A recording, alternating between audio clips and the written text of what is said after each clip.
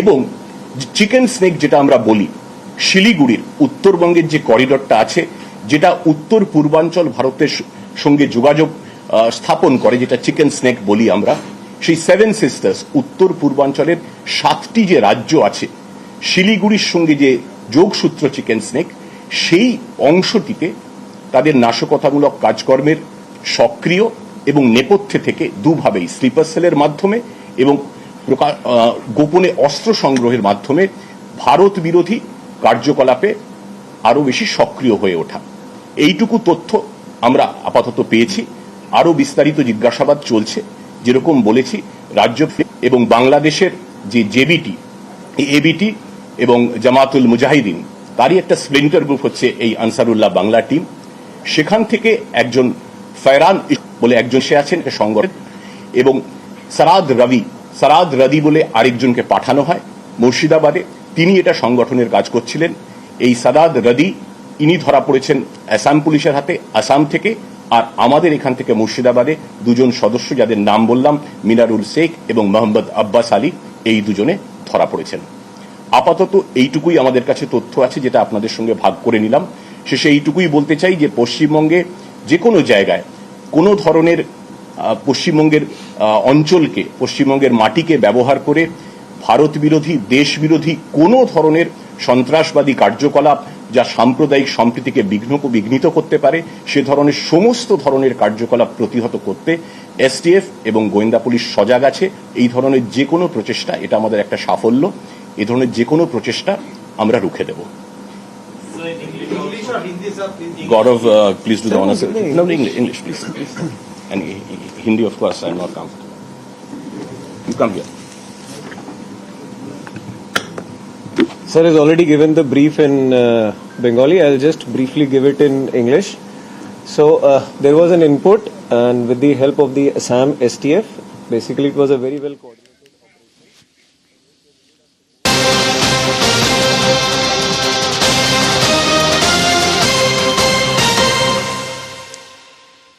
আর ইতিমধ্যে নজর রেখেছি, যেখানে আমরা রাজ্যে বাংলাদেশি জঙ্গি গ্রেপ্তারিতে নয়া তথ্য। বাংলাদেশে গা ঢাকা দেওয়ার ছক ছিল ধৃত আব্বাস আলীর।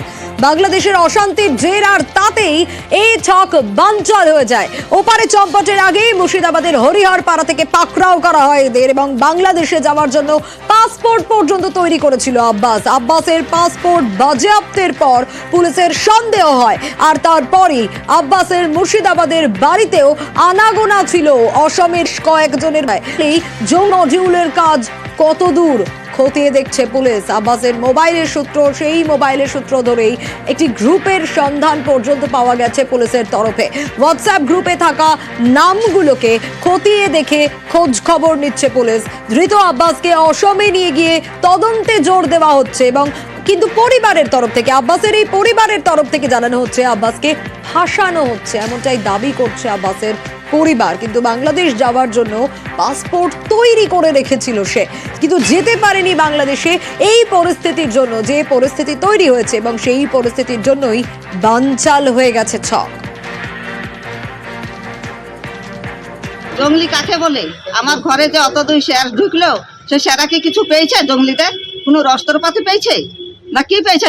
ছেলির 2 নম্বরের মাল পেয়েছে? কি পেয়েছে আমার ছেলির ঘরে? প্রমাণটা কি? হ্যাঁ, প্রমাণটা কি আছে? আমার জঙ্গলি কি করি হয় আমার ছেলে? শুধু দুটো মোবাইলে তো লিখেন, তাছাড়া কি লিখেন?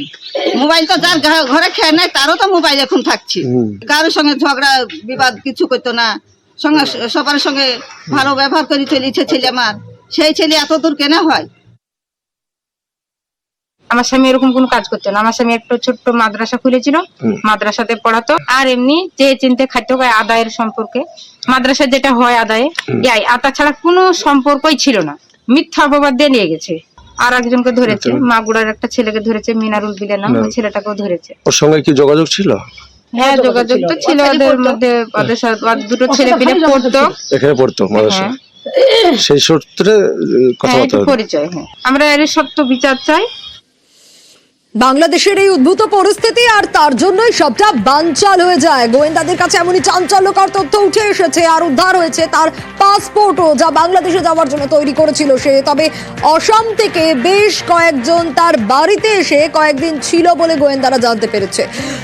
এই নিশ্চিন্তপুরে আব্বাস আলীকে গ্রেপ্তার করার পর তাকে নিয়ে যাওয়া হয় অসম।